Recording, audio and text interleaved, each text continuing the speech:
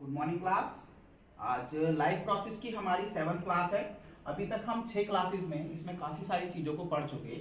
जैसे कि हम सबसे पहले इसमें हमने न्यूट्रिशन के बारे में पढ़ा था, फिर हमने डाइजेशन के बारे में पढ़ा। इट मीन्स पहले हमने खाना लिया, लेने के बाद उसका पाचन हुआ, पाचन होने के बाद जो लार्ज मॉलिक्यूल्स थे वो स्मॉल मॉलिक्यूल्स में टूटे, इट मीन्स ग्लूकोज बना, तो उसका रेस्पिरेशन हुआ, यानी कि उससे हमें ऊर्जा लेनी थी। रेस्पिरेशन के थ्रू हमने ग्लूकोज का विखंडन किया, ग्लूकोज को तोड़ा। जब एनर्जी बन गई तो जरूरत थी हमें ट्रांसपोर्टेशन की, इट मींस उस एनर्जी को एक जगह से दूसरी जगह भेजने की, तो हमने ट्रांसपोर्टेशन पढ़ना शुरू करा। अब ट्रांसपोर्टेशन में कल हम पढ़ चुके थे कि कैसे कार्डियक साइकिल के जरिए ब्लड जो है पूरी बॉडी में फ्लो करता है। तो आज हम उसी पे बात करेंगे। एक क्वेश्चन आता है कि व्हाट इज डबल सर्कुलेशन। जो हार्ट है, हार्ट के अंदर एक ही ब्लड 2 बार एंटर करता है। वो कैसे करता है उसके बारे में हम देखेंगे कि हम कहीं से भी से शुरू कर सकते हैं कि फॉर एग्जांपल हमारे बॉडी पार्ट्स ने ब्लड का यूज किया। इट मींस जितने भी ऑक्सीजनेटेड ब्लड थी, जितना भी O2 युक्त ब्लड था, वो बॉडी ऑर्गन्स के पास आया और उन्होंने उसका इस्तेमाल किया। ऑक्सीजन उससे ले ली, ग्लूकोज को तोड़ा, एनर्जी का इस्तेमाल हुआ, CO2 बनी, और वो CO2 लेकर ब्लड वो चला जाता है हार्ट के पास। CO2 वाला ब्लड लेके हार्ट के पास जाएगा और लेफ्ट वाले पोर्शन में सारा जो ब्लड था डीऑक्सीजनेटेड उसको खाली कर देगा। उसके बाद वो सारा ब्लड जाता है लंग्स के पास। लंग्स के पास ब्लड पहुंचता है, यहां फिर दोबारा से उसके अंदर एक्सचेंज ऑफ गैसेज पहुंचती हैं। एक्सचेंज ऑफ गैसेज होता है, CO2 जो है वो बाहर निकल जाती है, O2 एंटर करती है और वापस ऑक्सीजन वाला ब्लड आता है हार्ट के पास। जैसे ही ऑक्सीजन वाला ब्लड हार्ट के पास आता है, हार्ट उसे दोबारा से बॉडी के पार्ट्स तक भेज देता है। ये साइकिल जो है पूरा टाइम चलती रहती है, इसी को कहा गया है डबल सर्कुलेशन। तो यही है कि how oxygen enters the blood in the lungs. जो ऑक्सीजनेटेड ब्लड है वो लंग्स में कैसे एंटर करता है, लंग्स से हार्ट में कैसे एंटर करता है, हार्ट से बॉडी पार्ट्स में कैसे एंटर करता है। ये जितना भी ऑक्सीजनेटेड डीऑक्सीजनेटेड ब्लड आपने पढ़ा, कल भी हमने बताया था कि हार्ट का कौन सा पोर्शन है जो डीऑक्सीजनेटेड ब्लड लेता है और कौन सा ऑक्सीजनेटेड ब्लड लेता है। इसके बाद आता है ब्लड प्रेशर। जो नॉर्मल ह्यूमन बींग्स में ब्लड प्रेशर होता है वो 2 तरह का, एक होता है सिस्टोलिक, एक होता है डायस्टोलिक। तो सिस्टोलिक हमेशा 120 होता है और ये हमेशा 80। तो अगर किसी बंदे का ब्लड प्रेशर 120/80 है तो ये नॉर्मल ब्लड प्रेशर है, और अगर इससे कम है तो लो हो जाएगा, और अगर इससे ज्यादा है तो हाई ब्लड प्रेशर हो जाएगा। ब्लड प्रेशर को नापने की जो यूनिट होती है दैट इज mmHg, मिलीमीटर, और ये Hg जो है ये सिंबल होता है मरकरी का। जो ब्लड प्रेशर है वो जो नापा जाता है, जिस मीटर से नापा जाता है उसका नाम होता है स्फेगैनोनेमोमीटर, SPHYGMOMANOMETER,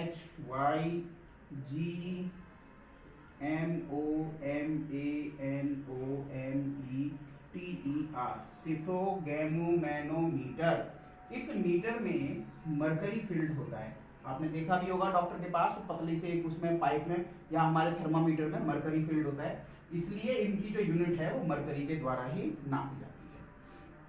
इसके बाद आती है हमारी ब्लड वेसल्स। ब्लड वेसल्स के बारे में हमने आपको बताया था। ब्लड वेसल्स क्या है? 2 टाइप की ब्लड वेसल्स हमारे अंदर होती हैं, एक होती है आर्टरीज और दूसरी होती है वेन्स।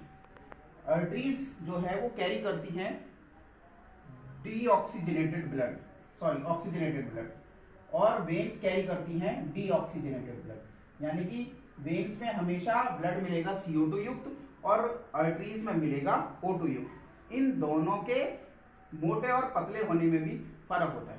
वेन्स जो है वो जनरली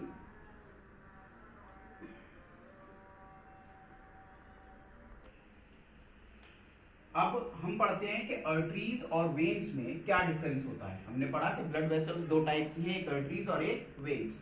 तो आर्टरीज होती है, they are thick in nature and these are thin, यानी कि इनकी जो वॉल है आर्टरीज की वो थोड़ी मोटी होगी, जबकि इनकी वॉल जो है वो पतली होती है।